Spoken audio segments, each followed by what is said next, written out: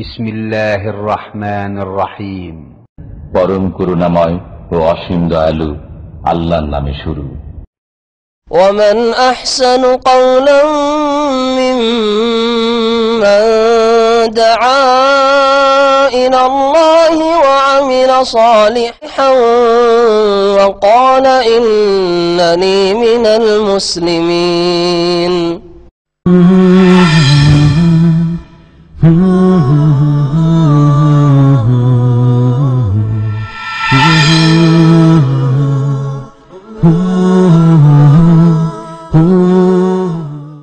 السلام عليكم ورحمة الله وبركاته.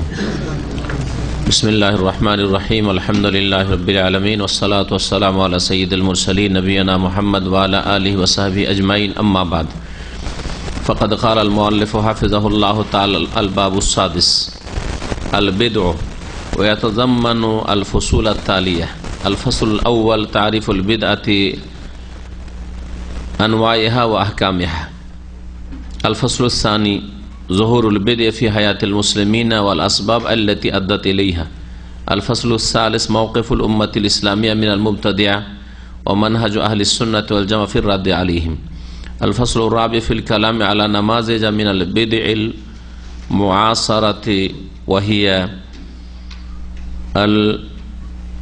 من البدع المعاصرة وهي أولا الاحتفال بالمولد النبوي، ثانيا التبرك بالأماكن والآثار والأموات ونحو ذلك، ثالثا البدع في مجال العبادات والتقرب إلى الله.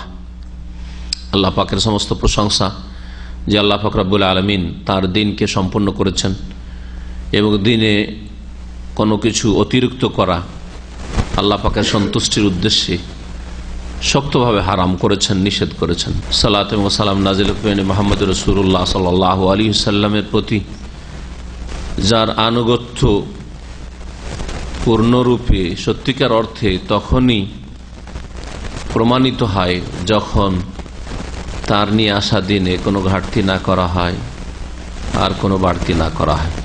কোনো কিছু বাড়ালে তা বিদাত বলে গণ্য হয়, আর কোনো কিছু ঘটালে আল্লাহ পাকের অসন্তুষ্ট কাজ, ফাসিকি কাজ হয়। এই দুইটি জাতি গুমরাহ হয়েছে। আর যারা নবী করিম সাল্লাল্লাহু আলাইহি ওয়াসাল্লামের নিয়ে আসা দিন যেভাবে আল্লাহ পাক পাঠিয়েছেন, যেভাবে তিনি প্রচার করেছেন সেইভাবেই পালন করে, তারা হচ্ছে সিরাতে মুস্তাকিমের অনুসারী, সরল পথের পথগামী। আমাদের আকিদাতুত তাওহীদের বিষয়বস্তু আজকে ষষ্ঠ অধ্যায়। লেখক আল্লামা শেখ সালেহুল ফৌজান হাফিজাহুল্লাহ তাআলার কিতাব থেকে, যার বিষয়বস্তু আল বিদআহ, বিদআতুনের বহুবচন আল বিদআহ, বেদাত সম্পর্কে, বেদাত সমূহ। এই বেদাত সম্পর্কে বিভিন্ন দিক নিয়ে তিনি আলোচনা করবেন। আর তিনি বলছেন ওয়ায়াতাদাম্মানু আল ফুসুল আত-তালিয়া। আর এই বিষয়টি, এই বিদাতের বিষয়টি কয়েকটি পরিচ্ছদকে শামিল রয়েছে, এতে কয়েকটি দিক রয়েছে, বা এটা একটা পর্ব বলতে পারেন, যে পর্বে কয়েকটি চ্যাপ্টার রয়েছে, কয়েকটি অধ্যায় রয়েছে। আল ফাসলুল আউয়াল তারিফুল বিদাতে, প্রথম চ্যাপ্টার হচ্ছে বিদাতের সংজ্ঞা, আনওয়াইহা, এবং বিদাতের প্রকরণ, বিদাত কত প্রকার ও কি কি, আহকামহা, এবং বেদাতের হুকুম, বিধান কি শরীয়তে। আল ফাসলুস সানি, দ্বিতীয় অধ্যায় হচ্ছে যুহুরুল বিদআ ফি হায়াতিল মুসলিমিন, মুসলিমদের জীবনে বিদাতের বহিঃপ্রকাশ, বিদাতের সূচনা, ওয়াল আসবাব আল্লাতী আদ্দাত ইলাইহা, আর যেসব কারণে বিদাত জন্ম নিয়েছে, বিদাত জন্ম নিয়েছে কি কি কারণে মুসলিম সমাজে, অথচ মুসলিমেরা সবাই আল্লাহকে ভালোবাসে, তার রাসূলকে ভালোবাসে। রাসূলুল্লাহ সাল্লাল্লাহু আলাইহি ওয়াসাল্লামের কাছ থেকে সাহাবারা শিখলেন, সাহাবায়ে কেরামের কাছ থেকে তাবেঈনরা শিখলেন, তাবেঈনদের কাছ থেকে তাবেঈনরা শিখলেন। তো এইভাবে ধারাবাহিকতা যদি ঠিক থাকতো, তাহলে তো নবী সাল্লাল্লাহু আলাইহি ওয়াসাল্লামের ওই আদর্শ যার উপর ছেড়ে গেছেন সেটাই আজ পর্যন্ত চলে আসতো। তো মাঝখানে এত বাড়তে থাকলো কি করে, কি কি কারণে বাড়লো?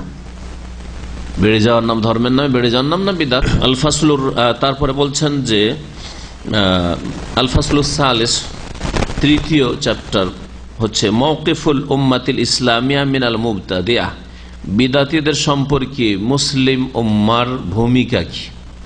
মুসলিম উম্মা বিদাতীদের সম্পর্কে কি বিশ্বাস ধারণা রাখে, তাদের সাথে কি আচরণ করে থাকে।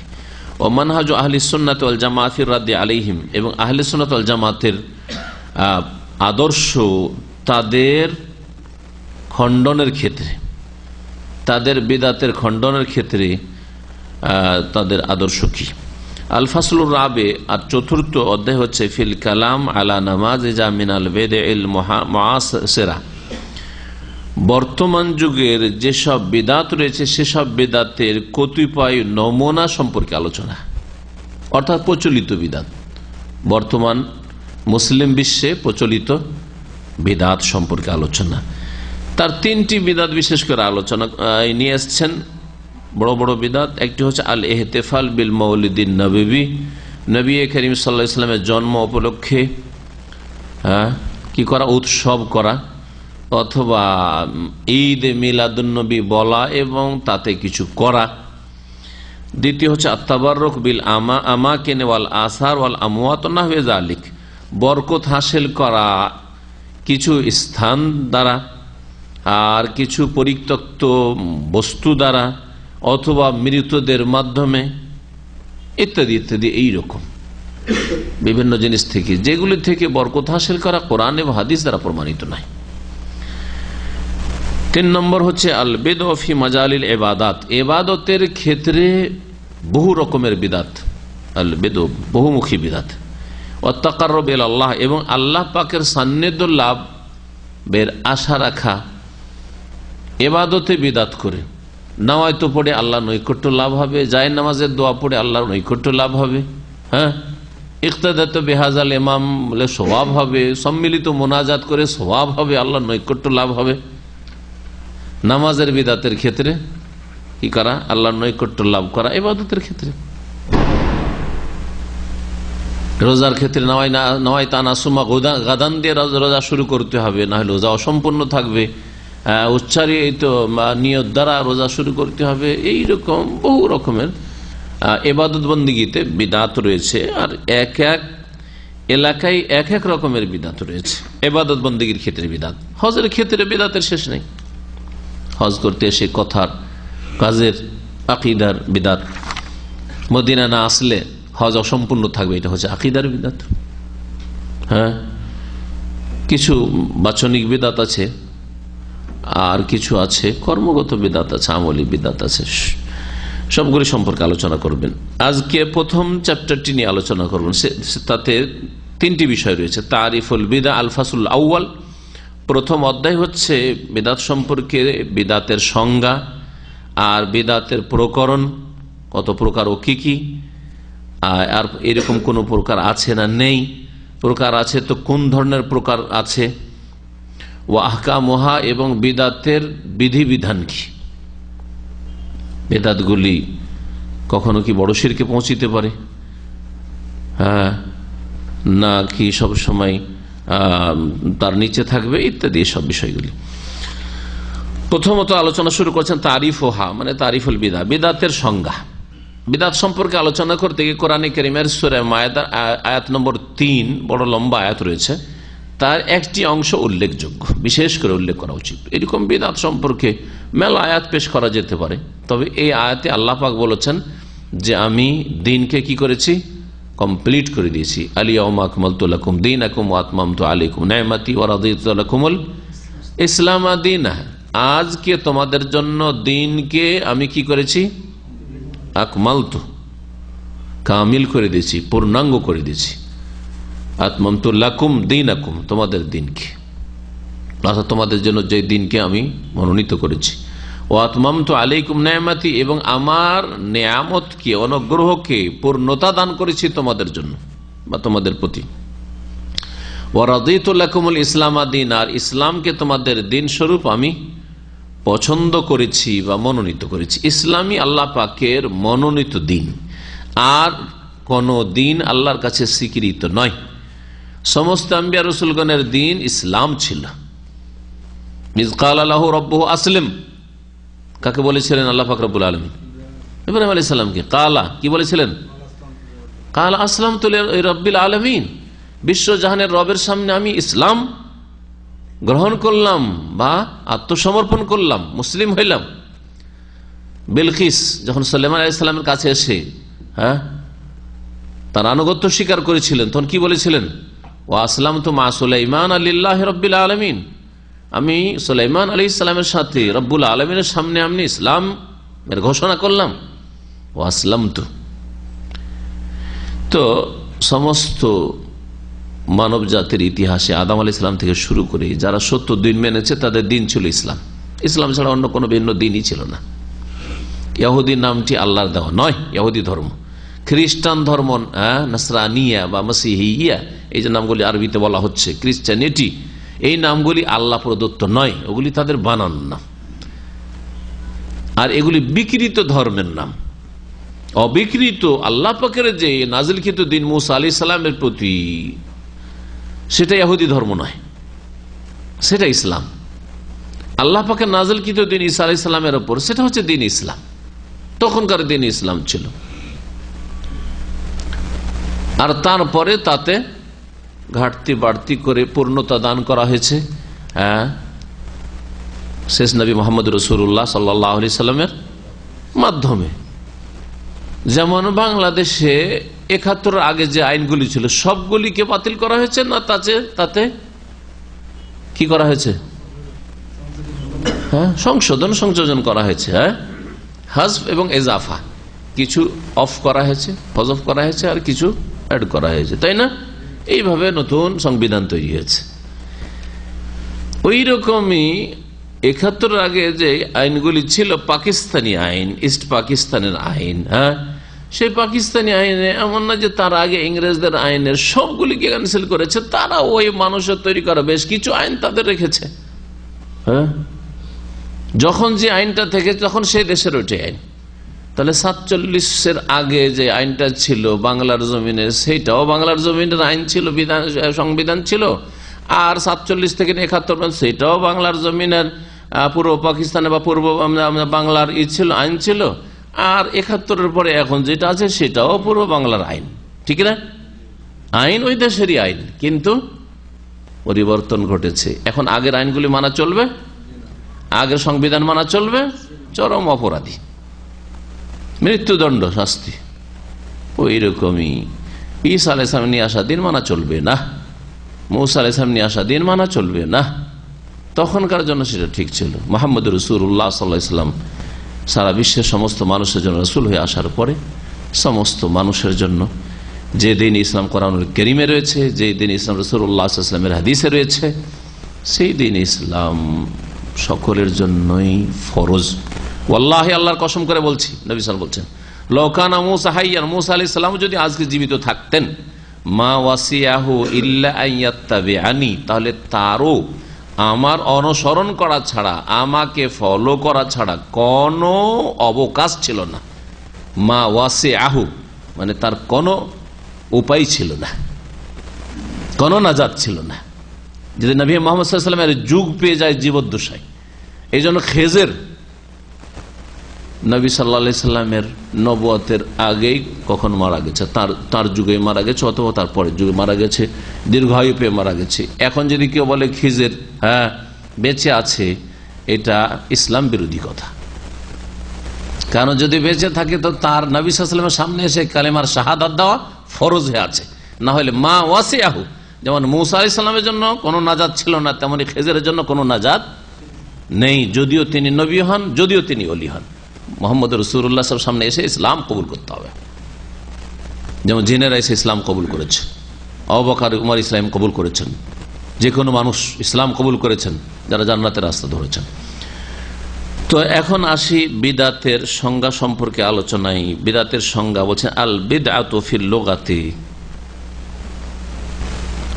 বিদাতের আবিধানিক অর্থ, লোগা মানে বিদাতের শাব্দিক অর্থ, শাব্দিক অর্থ বা আবিধানিক অর্থ কি?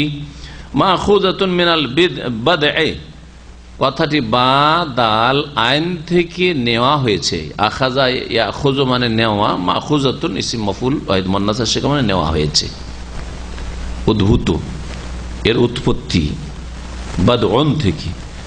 বাদউন মানে কি হয়?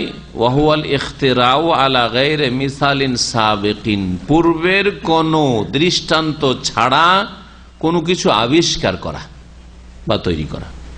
এর পূর্বে আপনার সামনে কোনো নকশা ছিল না, কোনো একটা দৃষ্টান্ত ছিল না যে আমি ওইটাকে ফলো করে এরকম কিছু একটা তৈরি করব। প্রথম তৈরি করছেন আপনি, এটার নাম হচ্ছে বাদা ইয়াবদাউ। এজন্য ইবদা, আবদা বা বেফাল থেকে ইবদা বলা হয় কি ইখতিরাকে, আবিষ্কারকে। যা আজকাল আবিষ্কার হয়ে গেছে ওর একটা নতুন মডেল হচ্ছে। হ্যাঁ, এটা কোনো কৃতিত্ব না। আমাদের এক ওস্তাদ বলছেন, প্রথম আপনারা বেশি বুঝেন সায়েন্স, যখন প্রথম রেডিও তৈরি হয় তো রেডিওটা কত বড় ছিল? আমাদের যারা বেশি শিক্ষিত মানুষ জেনারেল তারা বলে, উত্তর দেন, কিছু জানা আছে সম্পর্কে? অনেক বড়। হ্যাঁ, কিন্তু আজকাল মোবাইলে দুনিয়ার কাজ আসলে একটা রেডিও ফ্যাসিলিটি, অনেক মোবাইল আছে। প্রথম যে আবিষ্কার করেছে কেউ কি বলা হয়?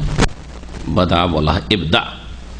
ইবদা যা হয়নি এখন পর্যন্ত, নতুন কিছু যদি এখন নিয়ে এসে দেয় তাহলে ওটা ইবদা বলা হচ্ছে। মুবদে আবিষ্কারক, মুখতারে বা মুবদে। ওয়ামিনহু কাউলুহু তাআলা, আর এই শব্দ থেকে মহান আল্লাহর বাণীতে বাদী শব্দটি ব্যবহার হয়েছে আল্লাহর গুণ হিসাবে। বাদিউস সামাওয়াতি ওয়াল আরদি মানে খালিকুস সামাওয়াতি ওয়াল আরদি মিন গায়রি মিসালিন সাবিকিন, আকাশসমূহ এবং জমিনকে সৃষ্টিকারী বিনা কোনো পূর্ব দৃষ্টান্তে। কোন এই রকমের আকাশ, এটা বিশাল কিছু তৈরি হলো, কিন্তু ছোটখাটো কিছু ছিল এই ধরনের, এরকম কিছুই ছিল না, কিছুই ছিল না। সর্বপ্রথম কোনো কিছুর সৃষ্টির সূচনা করা, বাদিউস সামাওয়াত, সৃষ্টির সূচনা করা। আল্লাহ পাক যে বাদী, সৃষ্টির সূচনা তিনি করেছেন। এই অর্থে আল্লাহ সম্পর্কে বাদিউন সিফাতে মুসাব্বা বা মুবালাগার শেখা বলা যেত, রাহিমুন মুবালাগা যেত, বাদিউন মুবালাগার শেখা। সূরা বাকারার আয়াত নম্বর 117। আর তারপরে বলছেন যে বাদি মানে কি? আই মুখতারি ওয়াহা আলা গায়রি মিসালিন সাবিকিন, যা সৃষ্টিকর্তা আল্লাহ পাক, আসমান জমিনের সৃষ্টিকর্তা বিনা কোনো পূর্ব দৃষ্টান্তে। কাউলুহু তাআলা, আরো মহান আল্লাহর বাণী, কুল মা কুনতু বিদআম মিনার রাসূল, হে নবী তুমি জানিয়ে দাও লোকদেরকে, মক্কার মুশরিকদেরকে, যে আমি কোন নতুন রসুল নই। হ্যাঁ, আজব রসুল নই। এখানে নতুন রসুল, তিনি নতুন রসুল এই অর্থে যে তিনি রসুল এসেছেন, শেষ রসুল এসেছেন, কিন্তু এর পূর্বে কোন নবী রসুলই আসেনি। নবী আর রসুল নামটা কেউ জানতো না। আর প্রথমে সে মোহাম্মদ বলে দিয়ে তোমাদেরকে একবার হতভম্বে ফেলে দিয়েছেন, হতভম্ব করে দিয়েছেন, এরকম নয়। এর আগে বহু নবী রসুল এসেছেন।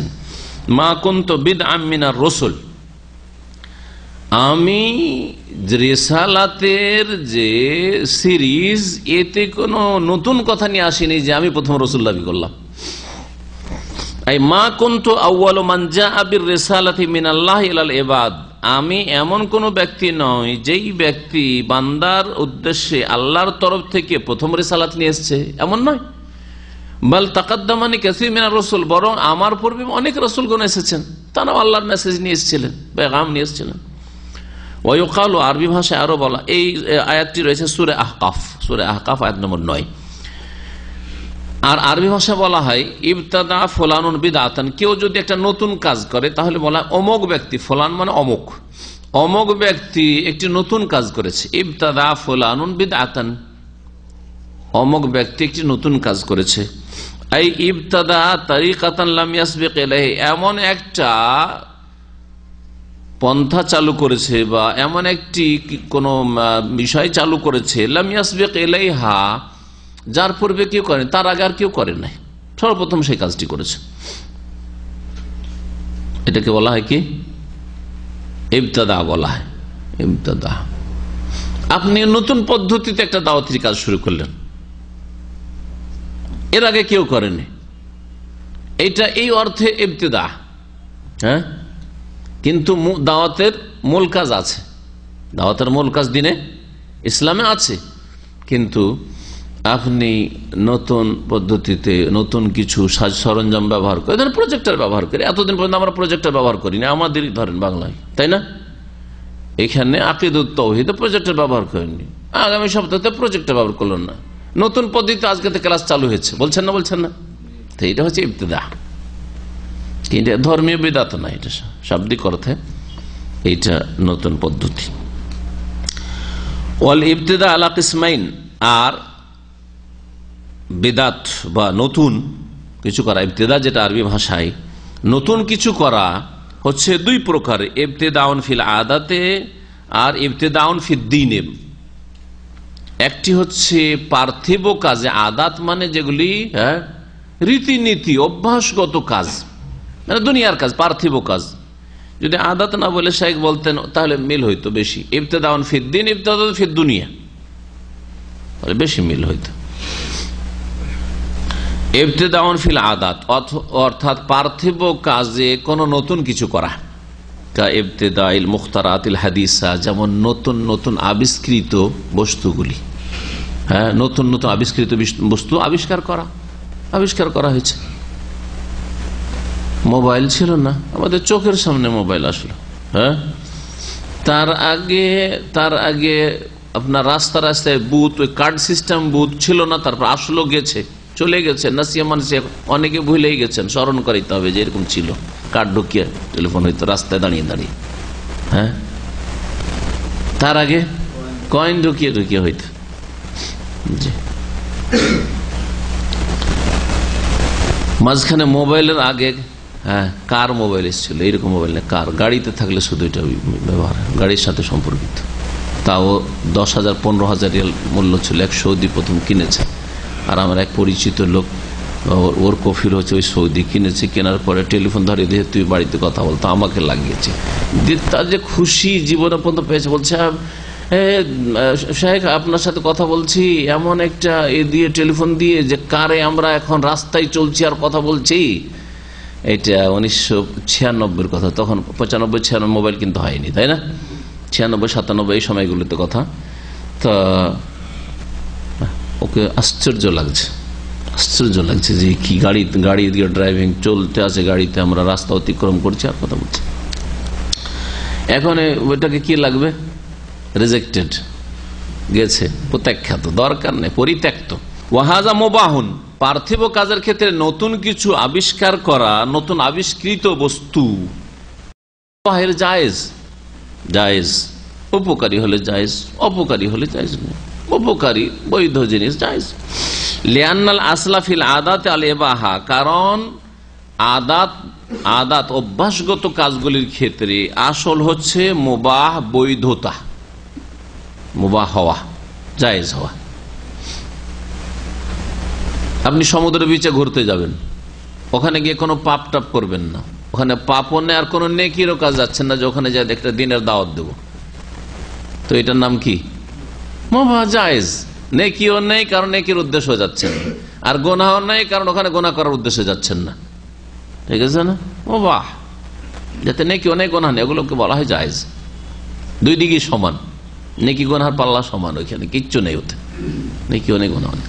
দ্বিতীয় রকমের নতুন আবিষ্কার ইবতিদা, বিদআত হচ্ছে ইবতিদাউন ফিদ্দীন, ধর্মের ক্ষেত্রে নতুন কিছু করা। ওয়াহাজা মুহাররামুন, শেখ সালেহুল ফৌজান হাফিজাহুল্লাহ বলছেন এটা হচ্ছে হারাম। ধর্মের ক্ষেত্রে নতুন কিছু করবেন অথচ রাসূলুল্লাহ সাল্লাল্লাহু আলাইহি ওয়াসাল্লাম করেননি, করতে বলেননি, কোনো অনুমতিও দেননি, স্বীকৃতিও দেননি, এটা হারাম। সহজ ভাষা নয়, হারাম, মাকরুহ নয়, অপছন্দনীয় না, হ্যাঁ, সুন্নতের খেলাফ না, মুস্তাহাবের খেলাফ নয়। কখনো এরকম বলবেন না। একজন বড় বক্তা বলছে যে নামাজে, মানে কিছুটা সংশোধনে এসছে সেজন্য তার বক্তব্য বলছে যে নামাজে নিয়ত পড়া জরুরি না। জনসাধারণ মোটা খায় মোটা বুঝবে, ওরা তো কথা তো ভালোই বললো, অন্যরা বলছে নিয়াত পড়তে হবে না, হয়তো পড়তে হবে, আর এ বলছে জরুরি না। তো দেখো সহি আকীদা চলে এসছে, সহি আকীদা চলে এসছে। কিন্তু কি যে ওখানে করে ধোকা দিল, জেনে দিক অথবা তার না জানা অবস্থায় অজ্ঞতার সাথে দিক, হয় তার অজ্ঞতার কারণে এই কথা বলছে জরুরি নয়, আর না হলে সে জেনে শুনে চোখে ধুলি ছিটাচ্ছে। আর আপনারা বুঝছেন না যে আমাদের চোখে ধুলি ছিটাচ্ছে, কানাকা হাইকোর্ট দেখাচ্ছে, কুড়িয়া ঘর দেখি। কথা বোঝা গেছে? কি জরুরি নয় মানে ফরজ নয়, জরুরি কোনটা? ফরজ। ফরজ নাই তো ফরজের নিচে মেলা শরীয়তে কাজ আছে, সুন্নত আছে, সুন্নতে মুআক্কাদা আছে, গায়র মুআক্কাদা মুস্তাহাব আছে, আছে না নেই? আরে নফল আছে। তার মানে পড়া যাবে না, হয়তো পড়া যাবে কিন্তু জরুরি না। বেশ কিছু বক্তা আর আন্তর্জাতিক খ্যাতি সম্পন্ন বক্তা এই সব শোনা আছে আমাদের, বোঝা গেছে? তো কখনো ধোকা খাবেন না। আমাদের দেশের মানুষরা আবেগে ছুটে, লোকজন বেশি যার পিছনে ছুটে ওর পিছনে ছুটে, এত বড় লোক ভুল করতে পারে।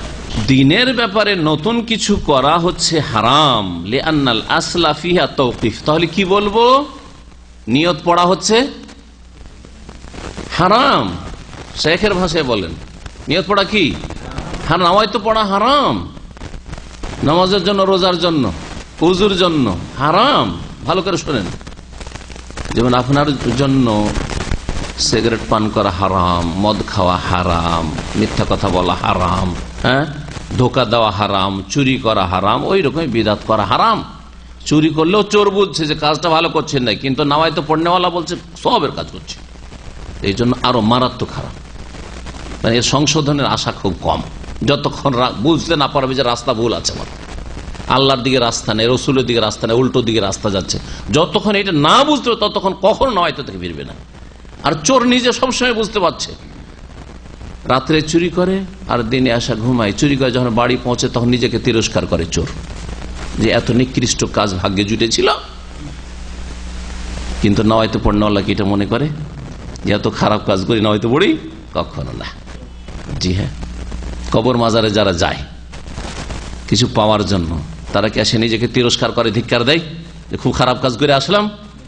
কিন্তু একটা মিথ্যা কথা, কফিল আপনার মালিক জিজ্ঞেস করছে তুমি কোথায় ডিউটির সময়, শুধু ওর নজরে খারাপ হবে না সেজন্য একটু বলে দিলেন যে আমি একটু ডিউটিতে বাইরে এসেছি একটু কেনাকাটার জন্য, অফিসের কেনাকাটার জন্য। আর অফিসের কেনাকাটা না, আপনার নিজের কেনাকাটা, কেনাকাটাতেও আছেন, অর্ধেকটা সত্য অর্ধেক মিথ্যা, তারপর নিজেকে তিরস্কার দিচ্ছেন যে ছি ছি খুব একটা অন্যায় কাজ করলাম। ঠিক না? শরীয়তের ক্ষেত্রে, দিনের ক্ষেত্রে বিদাত হারাম কেন? লিআন্নাল আসলা ফিহা তাওকিফ, কারণ দিনের ক্ষেত্রে মূল বিষয় হচ্ছে আত-তাওকিফ। তাওকিফ মানে ওয়াক্কাফা ইউওয়াক্কিফু তাওকিফ থেকে আমি শাব্দিক অর্থটা বলি, তাহলে বুঝতে সুবিধা হবে। হ্যাঁ, ওয়াকাফা মানে নিজে থেমে যাওয়া, আর ওয়াক্কাফা মানে থামিয়ে দেওয়া, বোঝা গেছে?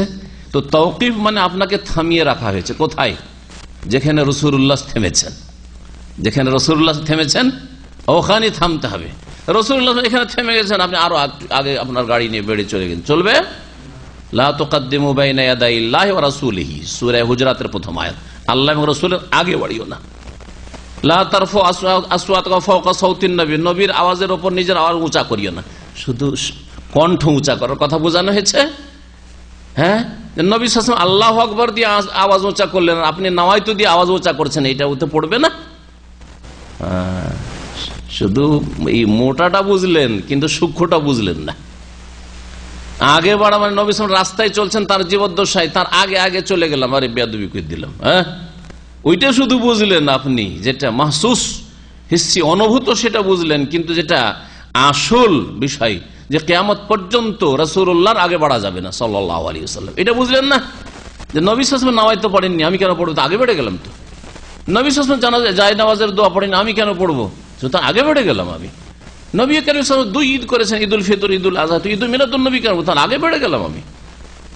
নবী করিম সাল্লাল্লাহু আলাইহি ওয়াসাল্লামের কবর কাঁচা কবর থেকেছে, সাহাবায়ে কেরামদের কবর সব কাঁচা কবর, তো আমার পীরের কবর পাকা কেন হবে? আমার দেশে পাকা কবর কেন থাকবে? নবী সাল্লাল্লাহু আলাইহি ওয়াসাল্লাম উঁচা কবর, কাঁচা কবরই, পাকা কবর না, কাঁচা কবরই যদি 1 হাত, আধা হাতের বেশি, 1 বিঘতের বেশি উঁচা থাকে তো ভেঙে বরাবর করে দিতে বলেছেন। তাহলে এটা কি নবীর আগে বেড়ে যাওয়া নাই? পাকা কবর আর উঁচা কবর, আর কবর ফুল চড়ানো, কবর চাদর চড়ানো, সব আগে বেড়ে যাওয়া। যতগুলি বেদাত আছে সবগুলি নবীর আগে বেড়ে যাওয়া। কোরআনে বিদাতের খণ্ডনের বহু আয়াত রয়েছে। কোরআনে যদি অর্থ সহ বুঝতো তো মুসলিম বেদাতি হইতো না। কোরআন বুঝেই না যে বেদাতের কারণগুলি যখন বলা হবে তার মধ্যে মুখ্য কারণ হচ্ছে অজ্ঞতা। দিনের ধার ধারে না, কোরআন শিখার হাদিস শিখার ধার ধারেই না, রসুলের কাছে আসার ধার ধারেই না। তৌকিফ মানে থামিয়ে রাখা হয়েছে। শরীয়তে আসল হচ্ছে যে থেমে যেতে হবে যতক্ষণ না দেখবেন যে অনুমতি আছে আগে বাড়ার। বুঝা গেছে? 4 রাকাত জোহর পড়ে থেমে যেতে হবে, 5 রাকাতে এই জন্য উঠেও যদি যায় সোজা ইমাম, তারপরে কি করতে হবে? উঠে তারপর বসে যেতে হবে। কিন্তু 2 রাকাত পড়ে যদি উঠে যায় তাশাহুদ ছুটে গেছে, আর উঠবে সোজা হয়ে গেলে না, আর বসবে ফিরে বসবে না। তাশাহুদ গেছে গেছে প্রথম তাশাহুদ, ওর জন্য ঘাটতি পূরণ করে সহসিজদা কর, কিন্তু আর ফিরতে হবে না, কারণ অবকাশ আছে। 2 পরে তৃতীয় পড়ার অবকাশ আছে। কিন্তু 4 রাকাত জোহর পড়ার পরে, আসর 4 পড়ার পরে, এশা 4 পড়ার পরে 5 পড়ার অবকাশ নেই। ফজরে 2 রাকাত পরে যদি লাফিয়ে উঠে যায়, উঠেই গেছে ইমাম সাহেব। যারা জলসা ইস্তেরাহা করেন না, এদের আর একটা সমস্যা আছে। যারা ইস্তেরাহা করে তো উঠতে দেখলেই মাঝখানে আছে এই সুন্নতি তরিকায় নামাজটা পড়লে একটা ফায়দা আছে, যে উঠতে দেখলে মুক্তাদির সুবহানাল্লাহ বলে দিচ্ছে, তখন হয়তো একটু উঠতে যাচ্ছিল থেমে গেল। কিন্তু যেমন হাম্বেলিরা বা হানাফিরা যারা দায়ী করে লাফিয়ে উঠে যাচ্ছে আল্লাহ সদুরে কাদমায়ের হাদিস আমল করে, কিন্তু বুখারীর হাদিস আমল করছে না, তারা সাথে সাথে উঠে যাচ্ছে। মুক্তাদি দেখবে কি তার আগেও সোজা হয়ে দাঁড়িয়ে বসে আছে, ঠিক কিনা? সোজা হয়ে দাঁড়িয়ে বসে আছে। যখন দাঁড়িয়ে গেছে, ফজরে যদি 3য় রাকাতে দাঁড়িয়ে যায়, সে দাঁড়িয়ে এমন কোনো পাপ তো করেনি। ফজরে সারা জীবন তো 2 পড়ছি, আজ যখন সোজা দাঁড়িয়েই গেছি তো আমি 3 পড়েই নি, মাগরিবের মতো চলবে, 4 পড়েনি চলবে? হারাম। কেন হারাম? তৌকিফ, থামতে হবে। নবী 2 রাকাতে থেমেছেন, 2 রাকাতের ফরজের বেশি জিন্দগিতে পড়েননি। সুতরাং তোমার জন্য 3, 4 কখনো পড়া যাবে না ফজর নামাজ। মাগরিবের 3 জায়গায় 4 বা 5 বেজোড়ি না করতে হবে। বেতরি ধরেন, হ্যাঁ বেতরি ধরেন, আপনি নিয়ত করেছেন 3, যদিও ধরেন কেউ ইখতিলাফ করতে পারে, কিন্তু যেটা নিয়ত করেছেন আপনি যে এই রাকাতে পড়বো, ওতেই থামেন আপনি। শরীয়তে আসল হচ্ছে কি তৌকিফ। এই জন্য একটি কথা আমরা অনেক সময় বলি, এখন আজকে তৌকিফের ব্যাখ্যাটা করলাম কি, যে এবাদতের আসল হচ্ছে তৌকিফি, এবাদত হচ্ছে তৌকিফি। আর মামলাত, লেনদেন, ব্যবসা বাণিজ্য, আদান প্রদান, এর আসল হচ্ছে ইবাহাত, মুবাহ, জায়েজ। নতুন নতুন ব্যবসা আজকাল দুনিয়াতে হচ্ছে, আসল হচ্ছে কি শরীয়তের যে ব্যবসার কায়দাগুলি রয়েছে, নীতিমালাগুলি রয়েছে, সেগুলির আওতাতে যদি বৈধতা থাকে তাহলে আসল হচ্ছে যে নতুন রকমের ব্যবসা হইলেও আজ পর্যন্ত এই রকমের ব্যবসা বাণিজ্যের কথা শুনিনি, এই রকমের আদান প্রদানের কথা শুনিনি, হ্যাঁ জায়েজ, ঠিক না? জায়েজ। কিন্তু ইবাদত বন্দেগীর ক্ষেত্রে আসল হচ্ছে থামতে হবে না, আসল হচ্ছে যে না জায়েজ। এই জন্য আসল হচ্ছে তাওকিফুন আল মানউ, আগে বাড়া যাবে না, বাধা। যতক্ষণ পর্যন্ত পারমিশন না পাবেন শারে আলাইহিস সালাতু সালামের পক্ষ থেকে, রাসূলুল্লাহ সাল্লাল্লাহু আলাইহি ওয়াসাল্লামের পক্ষ থেকে, যে আগে বাড়ার অনুমতি আছে। এই জন্য নবী কারীম সাল্লাল্লাহু আলাইহি ওয়াসাল্লাম বলছেন, মান আহাদাসা ফি আমরিনা হাযা, কেউ যদি আমাদের এই বিষয়ে, কোন বিষয়ে? ফি আমরি দ্বীনে, আমরিনা হাযা মানে আমরি দ্বীনে, আমাদের এই বিষয়, দিনের বিষয়ে নতুন কিছু করে, মা লাইসা মিনহু, যা তার অন্তর্ভুক্ত না, ফাহুয়া রাদ্দুন, সেটা প্রত্যাখ্যাত। ফি রিওয়ায়া, প্রথমটি তো এটি বুখারীতে রয়েছে আর মুসলিমও রয়েছে, আর দ্বিতীয়টি হচ্ছে মুসলিমে রয়েছে। আরেকটি রিওয়ায়াতে রয়েছে মায়েশা রাদিয়াল্লাহু আনহা বর্ণিত, মান আমেল আমালান, কেউ যদি এমন কোন আমল করে, আপনি বিদআতটা করেননি, আপনার মুরব্বীরা কেউ করেছে না, হয়তো অন্য মুরব্বীরা শুরু করেছে, মিলাদুন নবী অন্য মুরব্বীরা শুরু করেছে, কিন্তু আপনি আমলটা করলেন, শুরু করেননি, প্রথম সূচনা আপনার না, তারপরে সেটা প্রত্যাখ্যাত, তারপর হারাম। মান আমেল আমালান, কেউ যদি এমন কোন আমল করে, লাইসা আলাইহি আমরুনা, যার ওপর আমার আদর্শ নয়, আমার আদর্শ ওই রকম নয়, ফাহুয়া রাদ্দুন, সেটা প্রত্যাখ্যাত। আনওয়াউল বিদআহ, তাহলে প্রথম বিষয়টি হলো বিদআতের সংজ্ঞা হয়ে গেল, হ্যাঁ, শাব্দিক অর্থ আর পারিভাষিক অর্থ, এগুলো হয়ে গেল। এই ক্ষেত্রে দুটো ভাগও হলো, দুনিয়ার পার্থিব বিদআত আর ধর্মীয় বিদাত। পার্থিব বিদাত মানে পার্থিব নতুন কাজ, অসুবিধা নেই, আসল হচ্ছে জায়েজ। আর দিনের যদি নতুন কাজ হয় তাহলে টোটালি কি হারাম। আনওয়াউল বিদাত, বিদাতের প্রকরণ। বিদাত কত প্রকার ও কি কি? আল বিদআতু ফিদ্দীন নাওআনি, শেখ বলছেন বিদাত ধর্মের ক্ষেত্রে দুই ভাগে বিভক্ত, কিন্তু বিদাতিরা যে ভাগ করে তার কোনো অবকাশ নেই, অন্যরকম দুটো ভাগ রয়েছে তার।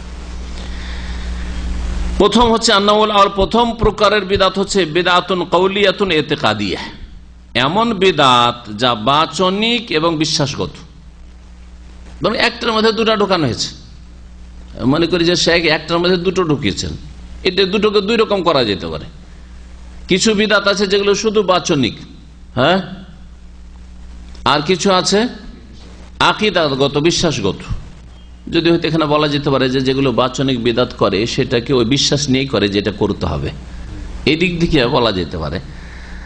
কিন্তু আকীদাগত, বিশ্বাস আছে, মুখে বলছেন না কিন্তু বিশ্বাস আছে, জীবনেও কোনোদিন ইয়া গৌসুল আজম মাদাদ বলেন না, তাহলে বাচনিক নেই আপনার বিদাত বা শিরক। বুঝা গেছে? জীবনেও কোনোদিন বলেন না যে নবীর ছায়া ছিল না, কথা বলেন না, কিন্তু অন্তরে বিশ্বাস আছে যে নবীর ছায়া ছিল না। এটা আকীদাগত বিদাত কিনা?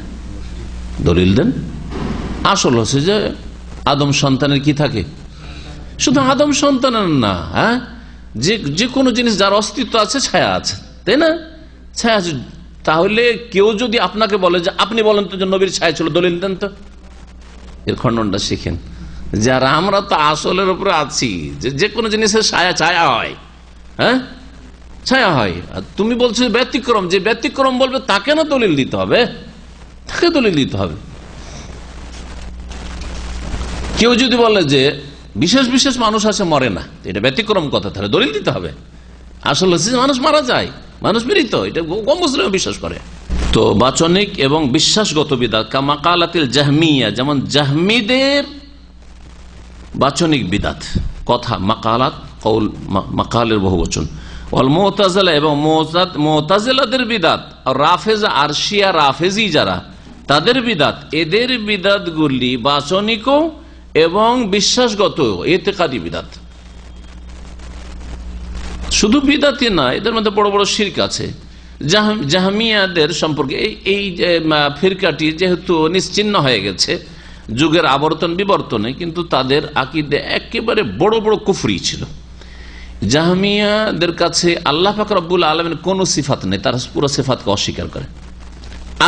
আশআরী মাতুরিদের মতো তাবিল করে না।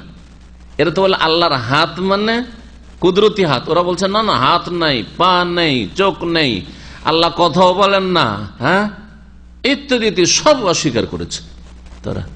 শুধু আল্লাহ পাকের সত্তাগত গুণ এগুলির ক্ষেত্রে নয়, হ্যাঁ, যেগুলি গুণ রহমান, রাহিম, খালেক, সব অস্বীকার আল্লাহ পাকের গুণ। তো এগুলি হচ্ছে তাদের বাচনিক এবং ইতিকাদি বিদাত। আর বহু বিদাত আছে এগুলি কুফরিতে পৌঁছবে, সেটাও বললে। বিদাত আবার দুই রকম, মুকাফফিরা আর গায়র মুকাফফিরা। কিছু বিদাত আছে কুফরিতে পৌঁছায়, কিন্তু বিদাতে কুফরিতে পৌঁছায় না, ফাসিক বানাই, কমপক্ষে ফাসিক বানাই। মুতাজিলাদের বিদাত রয়েছে কোরআন মখলুক, কোরআন মখলুক, সৃষ্টি, কোরআন সৃষ্টি নয়, কোরআন আল্লাহ পাকের বাণী। আর আল্লাহ পাকের যার বাণী তার গুণ হয়, হ্যাঁ, আপনার কথাগুলি আপনার গুণ। রব্বুল আলামিনের কথা হচ্ছে আল্লাহ পাকের সিফাত, গুণ। এটা হচ্ছে আহলে সুন্নাত ওয়াল জামাতের আকীদা। আর এই নিয়ে আহমদ রহমতুল্লাহ আলীর সাথে তাদের দ্বিমত হয়। আর বড় বড় শাসকগুলিকে এই মুতাজিলা মোল্লারা স্বীকার করে নিতে পারে, যার ফলে চরম জুলুম অত্যাচার সেই যুগে হয়েছিল উলামায়ে আহলে সুন্নাহর উপর, চরম জুলুম অত্যাচার হয়েছিল, সুবহানাল্লাহ, যেগুলি এখন বলার সময় নেই।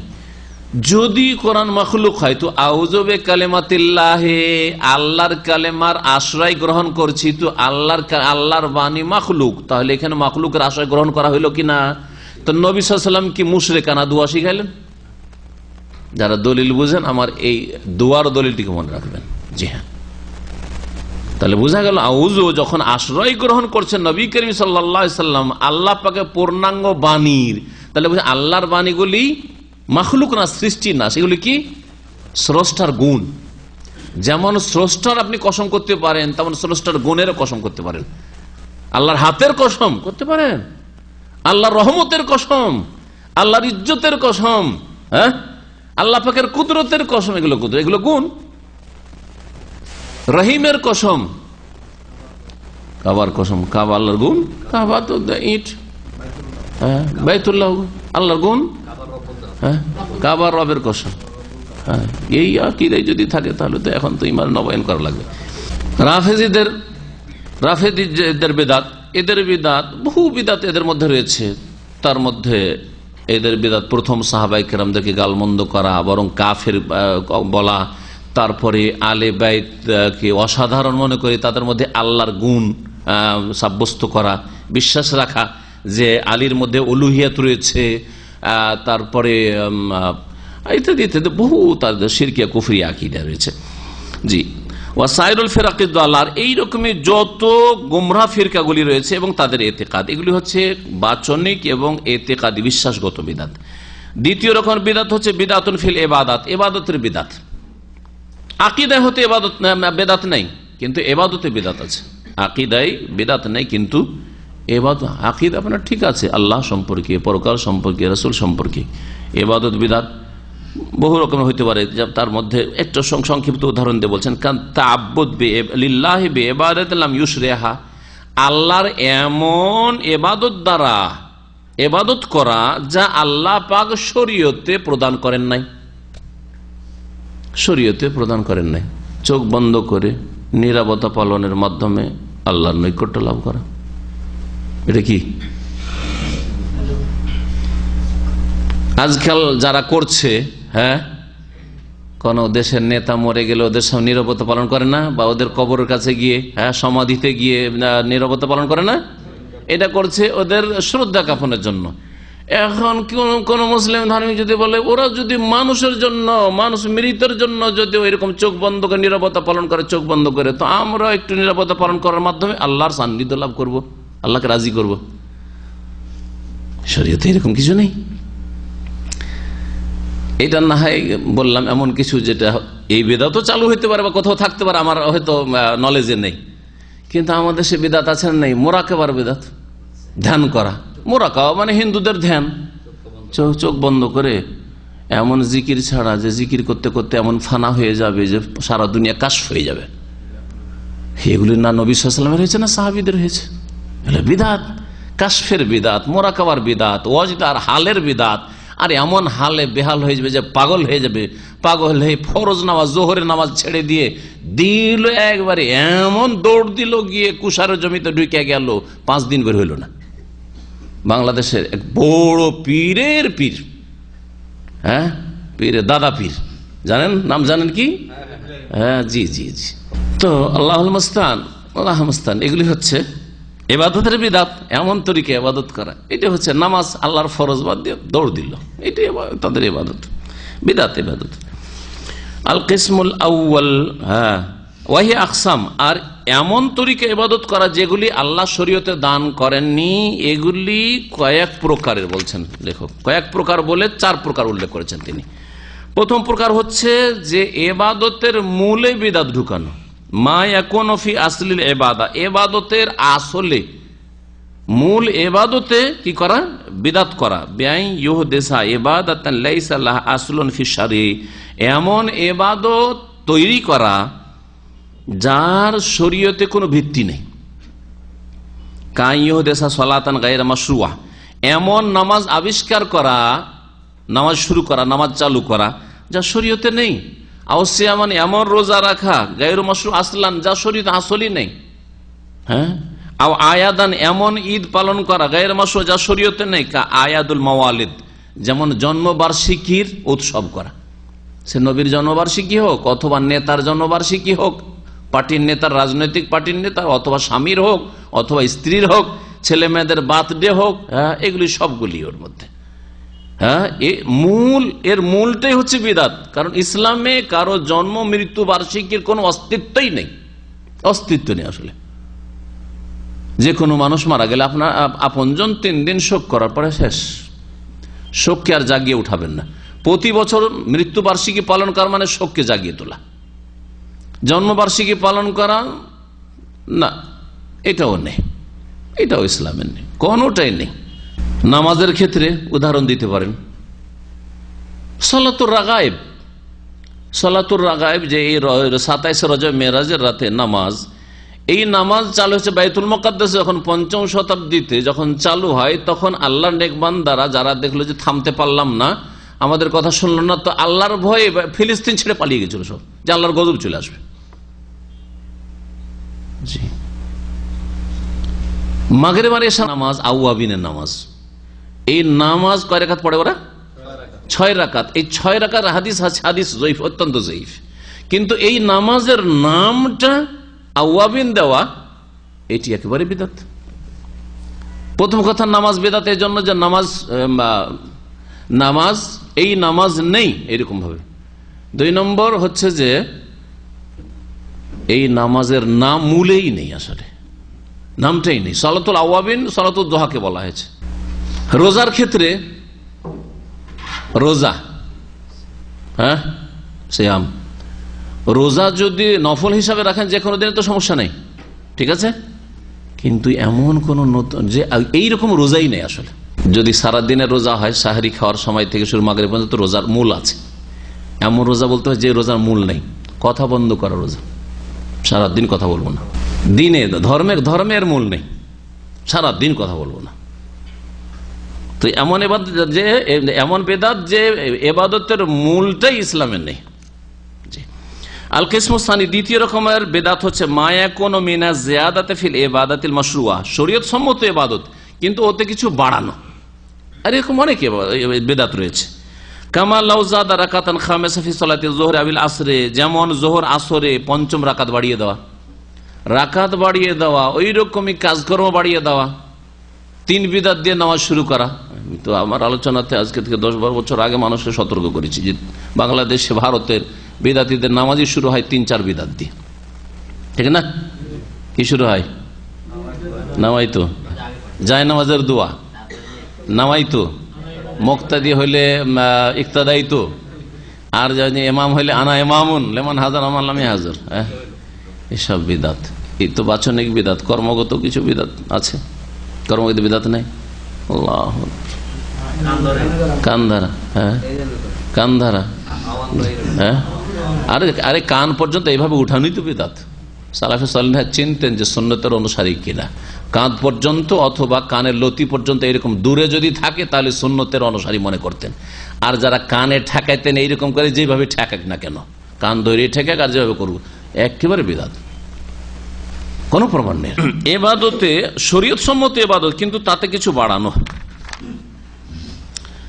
সংক্ষেপ করে দিয়েছেন, আরো উদাহরণ দেন, এরকম বহু উদাহরণ আপনার দিতে পারবেন। আল কিসমুস, তৃতীয় রকমের বিদাত হচ্ছে মায়া কোন ফি সিফাতে আদাইল ইবাদাতিল মাশরুআ, শরীয়ত সম্মত ইবাদতের, আগেরটা কি ছিল?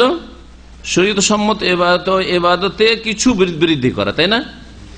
এটা শরীয়ত সম্মত ইবাদতের তরিকা পরিবর্তন করে দেওয়া। মায়া কোন ফি সিফাতে আদাইল ইবাদাতিল মাশরুআ, শরীয়ত সম্মত ইবাদত আদায় করার পদ্ধতিতে বিদআত সৃষ্টি করা, পদ্ধতিটা শরীয়ত সম্মত না। যেমন কিরকম করে বেআইয়ু আদিহা আলা সিফাতিন গায়রে মাশরুআ, এমন ভাবে আদায় করছেন সেই ইবাদতটি যেটা শরীয়ত সম্মত নয়, শরীয়ত সম্মত তরিকাই নয়।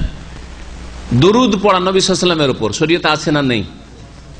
সারা দিন যদি দুরূদ পড়তে থাকেন, মানা আছে কি? নেই। কিন্তু বিদআত ওর ধরনে বিদআত ঢুকানো, সিফাত, হ্যাঁ, মানে তার তরিকাই বিদআত ঢুকানো হচ্ছে সম্মিলিত দুরূদ। চলেন একটু সম্মিলিত মহব্বতের সাথে একটু দুরূদ শরীফ পাঠ করেন, হ্যাঁ, গানের সুরে ধরেন আল্লাহুম্মা, এই বিদআত, বুঝতে পারলেন? জিকির আল্লাহর আছে না নেই? আছে, সারাদিন সবসময় জিকির, লা ইয়াজালু লিসানুকা রাতবা মিন যিকরিল্লাহ, হাদিস, সবসময় যেন তোমার জবান আল্লাহর জিকিরে ভিজে থাকে। অসুবিধা আছে কিছু? খুব ভালো। এটা এইরকম অভ্যাস যদি করে নেন তো ঘুমাইলেও মনে হচ্ছে জিকির চলছে, ঘুম ভাঙলেই এমন অভ্যাস হয়েছে আবার জীবন নড়া শুরু হয়ে যাবে। কিন্তু অভ্যাস করে দেখবেন তাহলে এরকম হয়ে যাবে, কিছুদিন অভ্যাস করলে আপনার এরকম অবস্থা হয়ে যাবে। শরীয়ত সম্মত, কিন্তু একা একা জিকির করে মজা লাগে না, একটু মহব্বতের সাথে একটু জিকির করি তো ভাই। হ্যাঁ, বলুন লা ইলাহা ইল্লাল্লাহ করে দিলাম। সিফাতে তরিকাতে বিদআত, ইবাদত আসল ইবাদত ইসলামে মওজুদ আছে। ইবাদত বাক্যেও কিছু বাড়ায়নি, ওটাও ঠিক আছে, হ্যাঁ, কিন্তু ধরন পদ্ধতিটা চেঞ্জ করেছে। যালিকা কাদাইল আজকারিল মাশরুআ, যেমন শরীয়ত সম্মত জিকিরগুলি আদায় করা বে আসওয়াতিন জামাইয়াতিন, সম্মিলিত আওয়াজে। আমি যে উদাহরণটা দিলাম সেটাই দিয়েছেন, মুতরেবা এবং যেটা হচ্ছে গানের মতো আওয়াজ। গানে কি থাকে, একটা আকর্ষণীয় এই আওয়াজ। ওয়াক্কাত তাশদীদ আলা নাফসি ফিল ইবাদাত ইলা হাদ্দিন ইখরিজু আন সুন্নতি রাসূল সাল্লাল্লাহু আলাইহি ওয়াসাল্লাম। আর এইরকমই ইবাদতের ক্ষেত্রে নিজের জানের ওপর, নিজের শরীরের ওপর এমন কঠোরতা অবলম্বন করা যেটা রাসূলুল্লাহ সাল্লাল্লাহু আলাইহি ওয়াসাল্লামের সুন্নত থেকে বা সুন্নতের সীমানা থেকে বেরিয়ে যায়। নফল রোজা রাখা কি ভালো, জায়েজ? বলছে জায়েজ, মানে নেকি অনেক গুনাহ নেই না, নেকি অনেক গুনাহ নেই আর খামাখে রোজা রাখবো, না খেয়ে থাকবো, কোন পাগল আছে? যদি আল্লাহ বলতেন নফল রোজা রাখলে নেকি অনেক গুনাহ নেই, কেউ নফল রোজা রাখতে, ঠিক না, নেকি আছে। তো নফল রোজা যে কোনো দিনে রাখা যেতে পারে যদি সেই দিনে নিষেধ না থাকে, তাহলে ঠিক আছে। কিন্তু রোজা এত বেশি কন্টিনিউ রাখা শুরু করলেন, গোটা মাস ধরে রোজা রাখছেন, তখন কি হবে? বিদাত। ওই সাহেব বলেছে আম্মা নাফা আসুমুন নাহারা ওয়ালা উফতির আবাদা, আমি সারা জীবন ধরে রোজা রাখবো, কখন আমি দিনে পানাহার করব না। তো নবী সাল্লাল্লাহু আলাইহি ওয়াসাল্লাম কি বলেন? ফামান রাগিবা আন সুন্নতি ফালাইসা মিন্নি, আমার আদর্শ থেকে ফিরে গেলে আমার উম্মতে থাকবে না। সারা জীবন রোজা রেখে উম্মত থেকে বেরিয়ে যাবে। কেন? এমন কঠোরতাও বলে জানকে কষ্ট দেওয়া যেটা রসুলের আদর্শ থেকে বেরিয়ে যায়, রাসূলুল্লাহ সাল্লাল্লাহু আলাইহি ওয়াসাল্লাম আদর্শের সুন্নতের সীমানা থেকে বেরিয়ে যায়।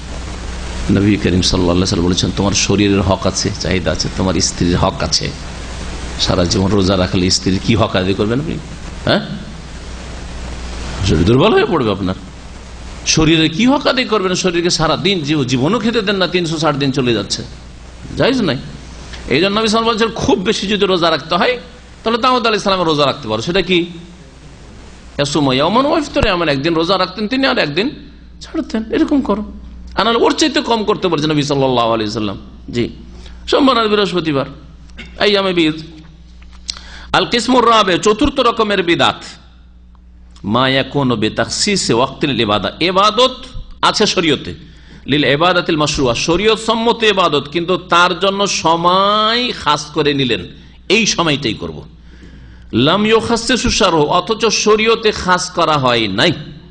কা তাখসিসে ইয়াউমিন নিসফি মিন শাবান, রোজা রাখা, নফল রোজা রাখা মাসের যে কোনো দিনে রাখা যেতে পারে না, পারে না, কিন্তু 15 শাবানেই শুধু রোজা, ওর নাম হচ্ছে শবে বারাত। বেদাত, বেদাত। ভালো করে ওই কথা শাইখ উদাহরণ দিচ্ছেন।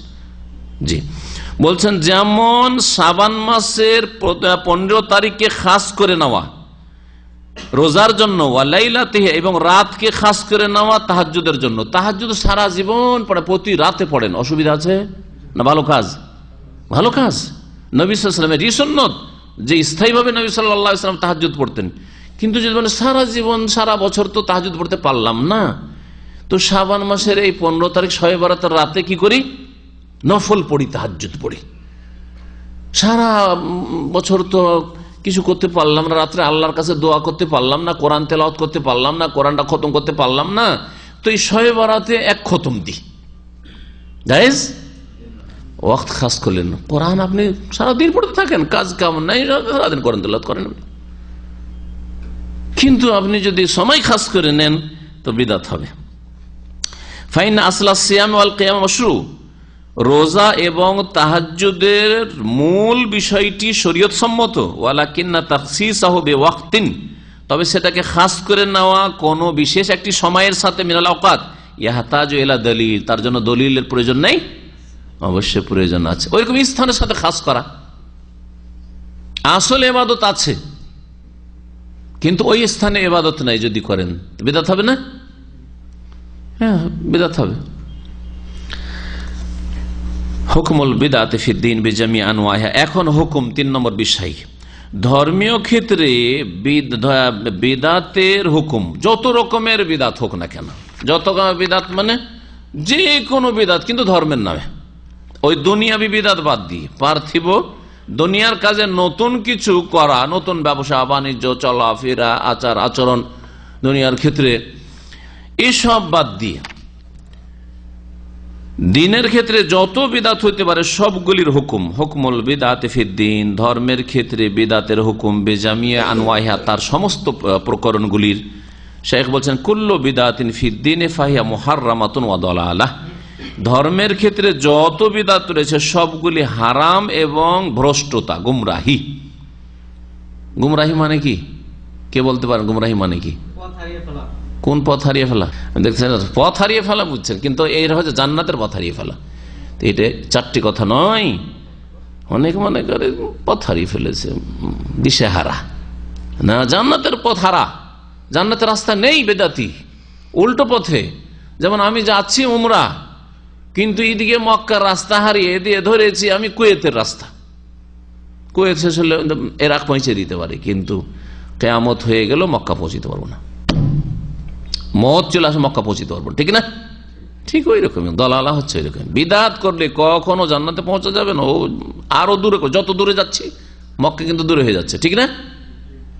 কাছে থেকে যদি ইউটার্ন করে ফিরে যেতাম, জোবাইল থেকে ফিরে যেতাম, রাস্তা ভুল করেছি রে, জোবাইল এগিয়ে চলে গেল ওই দিকে, কুয়েতের দিকে চলে যাচ্ছে, মক্কা থেকে একটু 80 কিলোমিটার না হয় লস হলো, কিন্তু আরো যদি চলে যাই টান দিলাম খাবজি, 300 শেষ, আবার 300 না, আরো ফিরলাম না কুয়েত, আরো যত যাব তত মক্কা দূরে হয়ে যাবে, ঠিক না? তো বিদাত যত করতে থাকবে তত বেশি আল্লাহর জান্নাত থেকে দূরে হয়ে যাবে।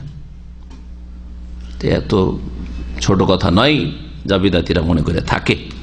লিকাউলিহি সাল্লাল্লাহু আলাইহি ওয়াসাল্লাম, নবী করিম সাল্লাল্লাহু আলাইহি ওয়াসাল্লাম বলেছেন, ওয়াইয়াকুম মুহদাসাতিল উমুর, তোমরা নিজেদেরকে সতর্ক সাবধান রাখবে, ওয়া মুহদাসাতিল উমুর, নতুন নতুন কাজ থেকে।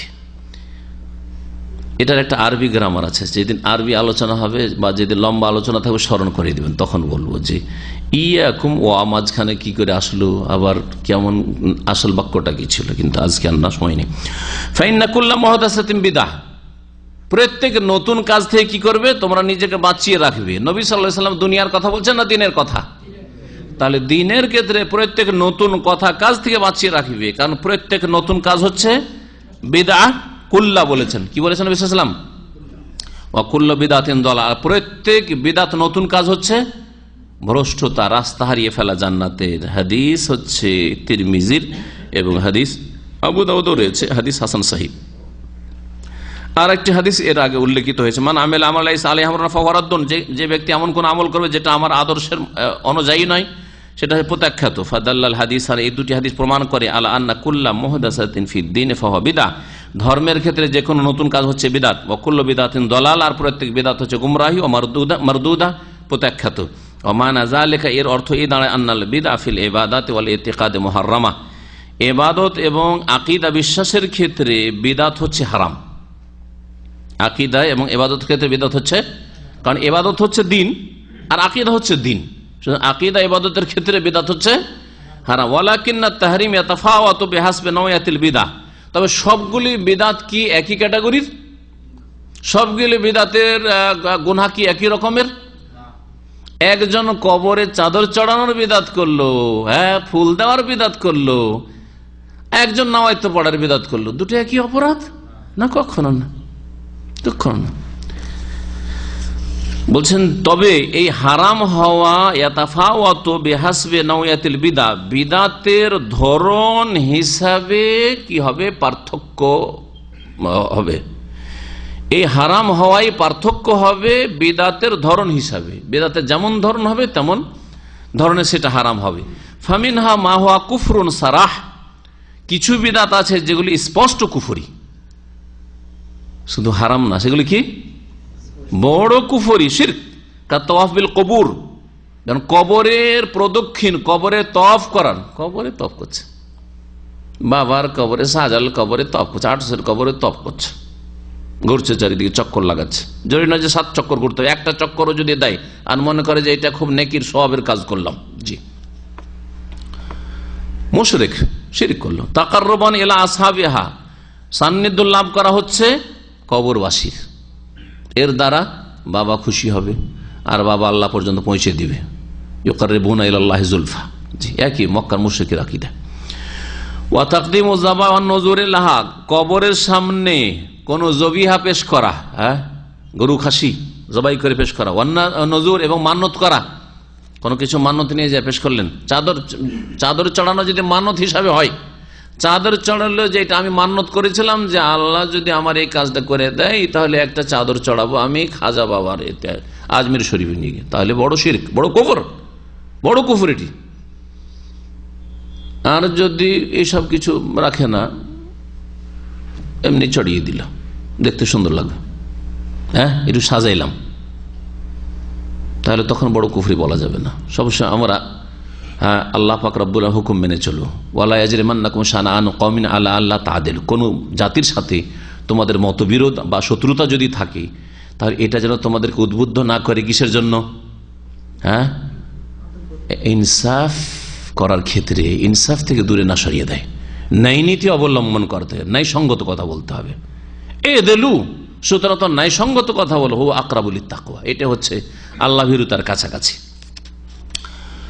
এই জন্য সবসময় সূক্ষ্ম কথা বলার চেষ্টা করবেন। একটা লোক তাবিজ বাঁধলো, মনে করেন আল্লাহ ভালো করবে, কিন্তু তাবিজ ওসিলা, বলবে বড় মুশরিক, তুই জুলুম করলেন আপনি কথায়। আর একটা লোক তাবিজ বাঁধছে, সে বলছে যে তাবিজ থাকলে আমাকে সারা দুনিয়ার কোনো কিছু ক্ষতি করতে পারবে না, দুটো একই, এটা বড় শিরক করলো, এই ব্যক্তি বড় মুশরিক। পার্থক্য আছে। এটা হচ্ছে ইনসাফ, ন্যায় নীতি অবলম্বন করা। দুনিয়ার ক্ষেত্রে যেখানে ন্যায় সঙ্গত চলতে হবে, দিনের ক্ষেত্রে আরো বেশি আপনাকে সজাগ হইতে হবে, কারণ আল্লাহর দিনের কথা বলছেন। এখানে আপনি জুলুম করবেন কেন? দুনিয়ার স্বার্থে করেননি, তাহলে কোন স্বার্থটা ছিল আপনার? আল্লাহ বলেন, রসুল বলেন, আপনাকে বলার অধিকারটা কে দিল এত বাড়িয়ে? অনেকে বহু বিদাতকে শিরক বলে থাকে, এটা শিরক ওইটা শিরক, ভুল কথা। আরে ঢালাহার, এটা শিরক ওইটা শিরক বলবেন, যেটা শিরক সেটাকে শিরক বলেন, যেটা বড় শিরক বড় শিরক বলেন, যেটা ছোট শিরক ছোট শিরক বলেন, যেটা বেদাত ওইটাকে বেদাত কাবার শিরক বলিয়েন না। ইনসাফ করার চেষ্টা করুন। ওয়া দুআ আসহাবিহা, এবং কবরবাসীর কাছে দোয়া করা। কবরবাসীকে যদি ইয়া গাউস মাদাদ, ইয়া খাজা মাদাদ, হ্যাঁ আটরসি মাদাদ, গৌসে পাক ইত্যাদি, এগুলো কি বেদাত। কত বড় বেদাত, কুফরে সারাহ, স্পষ্ট কুফরি। কারণ আল্লাহ ছাড়া অন্যের কাছে আহ্বান করা বা অন্যকে আহ্বান করা বা অন্যের কাছে যাচ্ছা করা, ওয়াল ইস্তিগাসা, তবে তাদের কাছে ফরিয়াদ করা, উদ্ধার করো, বাবা আগেস নেই আমাকে উদ্ধার করো, জি এগুলি হচ্ছে বড় কুফরি। কেউ যদি বলে যে সিলেটের বিমানবন্দরে যে জাহাজটি ধ্বংস হতে যাচ্ছিল, আল্লাহর ওলি যদি শুয়ে না থাকতো তাহলে খান খান হয়ে যেত, কিচ্ছু থাকতো না। পত্রিকাতে লিখেছে বাংলাদেশে, একটা দুর্ঘটনা ঘটেনি কয়েক বছর আগে, পত্রিকাতে লিখেছে, আমি নিজে পড়েছি, কারো কথা আমি ওই শুনে অত করি না, আমি নিজে পড়ি। এটা কি বড় শিরকি বিদাত, আল্লাহ ছাড়া অন্যকে রক্ষাকারী মনে করা। মৃত রক্ষা করেছে ওদের জাহাজকে, বড় শিরক এটি, কুফরে সারাহ। ওয়াকাকওয়ালে গোলাতিল জাহমিয়াত ওয়াল মুতাজিলা, এইরকমই জাহমিয়া এবং মুতাজিলাদের যারা চরমপন্থী তাদের কথাগুলি, এগুলি হচ্ছে কুফরে সারাহ, স্পষ্ট কুফরি। তাহলে জাহমিয়া আর মুতাজিলাদের কিছু আকীদা আছে যেগুলি হচ্ছে কুফরি, বড় কুফরি, আর কিছু আছে যেগুলি বিদাত, ছোট কুফরি। অমিনহা, আর কিছু আছে মা হুয়া মিন ওয়াসাইলিশ শিরক, যেগুলি শিরক নয় কিন্তু শিরকের কি ওসিলা, শিরকের মাধ্যম, মানে এগুলির মাধ্যমে শিরক হয়ে থাকে, শিরকের চোরা পথ। শিরকের কি চোরা পথ? কবরটাকে আপনার বাপের পাকা করে সাজিয়ে চুনকাম করে রং করে রেখে দিলেন। আমার বাপকে দামি দামি কম্বল সৌদি আরব থেকে নিয়ে এসে দিচ্ছি, এখন কিছুই দিতে পারবো না, তো একটা চাদরও চড়াবো না, করলেন ব্যাস, আর কিছুই করলেন না। বড় শিরক না করলেও শিরকের ওসিলার কাজ করে দিলেন আপনি, শিরকের জন্য প্রস্তুত করে রেখে দিলেন। আপনি না শুরু করলে অন্যরা করবে কিছুদিন পরে, শিরকের চোরা রাস্তা খুলে দিয়েছেন বাড়িতে। কাল বিনা আলাল কবর, যেমন এখন কবরকে পাকা করা, বিনা আল কবরকে পাকা করা, অথবা কবরের উপর ঘর নির্মাণ করা, গম্বুজ নির্মাণ করা, মিনারা নির্মাণ করা, কবর মসজিদে কবর দেওয়া, বা কবরের উপর মসজিদ তৈরি করা, এই সবগুলি কি বলবো? শিরক বলবো না, কি বলবো এগুলোকে? শিরকের হচ্ছে জারিয়া, শিরকের মাধ্যম, চোরা, শিরকের চোরা রাস্তা, যে ভাষা দিয়ে বলেন না কেন।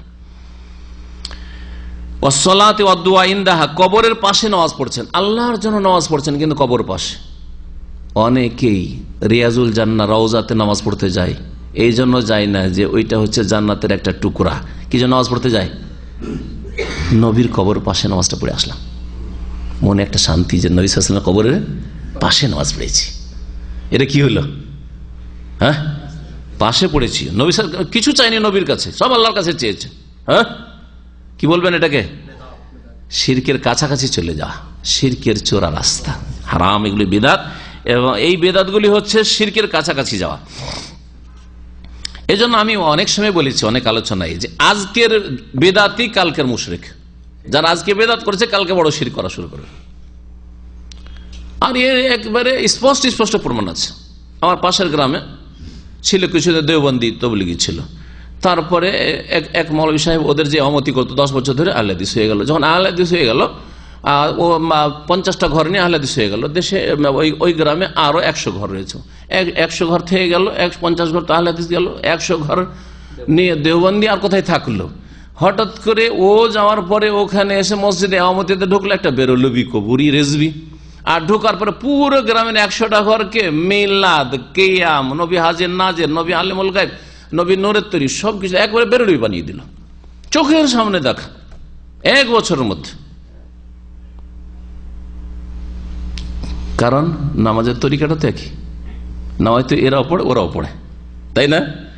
নামাজে নাভির নিচে ওরা হাত বাঁধে, এরা হাত বাঁধে, রফা দেন ওরা করেন, ওরাও করেন না, মোনাজাত এরাও করে, ওরাও করে, তো ধরতে পারেন না, জনসাধারণ ধরতে পারে না যে এর ভিতরে এত বড় বড় শিরকি আকীদা বেরলবিদের মধ্যে আছে, কুফরি আকীদা। আর হাজের নাজের বললো মানে ইমান হারিয়ে গেল, নবীকে আলেমুল গায়ব বলে দিল মানে ইমান হারিয়ে গেল, আল্লাহর গুণ নবীকে দিয়ে দিল, তো বুঝে না, বুঝছে আমাদের হানাফি তো আছে, ওরাও তো নবী নিচে হাত বাঁধছে। হ্যাঁ, ও তো রফা দিন আমিন তো টানে না, এই তো ওয়াহাবিরা তো আহলে হাদিস তো আমিন টানছে, তো আমিন টানে না, আমাদেরই লোক, বুঝা গেছে? অথচ আহলে হাদিসের সাথে দ্বিমত ছিল শুধু হতো সামান্য কিছু বিষয়গুলিতে, আর এদের সাথে আকাশ পাতাল দ্বিমত, তাওহীদ আর শিরকের দ্বিমত। কিন্তু কাছাকাছি থাকাতে আজকের বিদাতি কালকের মুশরিকে পরিণত হয়। যেমন কবরের ওপর কি করা, তৈরি করা, ঘর বাড়ি তৈরি করা বা কোনো কিছু তৈরি করা, ওয়াসসালাত আর নামাজ পড়া, ওয়াদ-দুআ ইনদাহা কবর পাশে, অমিনহা মা, এগুলো হয়ে গেল। অমিনহা মা হুয়া ফিসকুন ইতিকাদি, আর কিছু বিদাত আছে যেগুলি ফাসিকি, বিশ্বাসগত ফাসিকি। তাহলে প্রথম কুফরি, কিছু বিদাত আছে কুফরি, আর কিছু বিদাত আছে যেগুলি হচ্ছে শিরকের মাধ্যম বা শিরকের চোরা রাস্তা, আর কিছু বিদাত আছে যেগুলো ফাসিকি আর এ থেকে বিশ্বাসগত। কাবিদাতিল খাওয়ারিজ ওয়াল কাদরিয়া, খারিজদের বিদাত আর কাদরিয়াদের বিদাত, মুরজিয়াদের বিদাত, তাদের কথাগুলির ব্যাপারে, তাদের এতেকাদের বিষয়ে যেগুলি শরীয়তের দলিল প্রমাণের বিরোধী। অমিনহা মাসিয়া, আর কিছু কিছু বিদাত আছে যেগুলি শুধু গুনাহ হয়ে গেছে। কাবিদাতি তাবাত্তুল, যেমন সংসার ত্যাগী হওয়ার বিদাত, বিয়ে শাদী করবো না।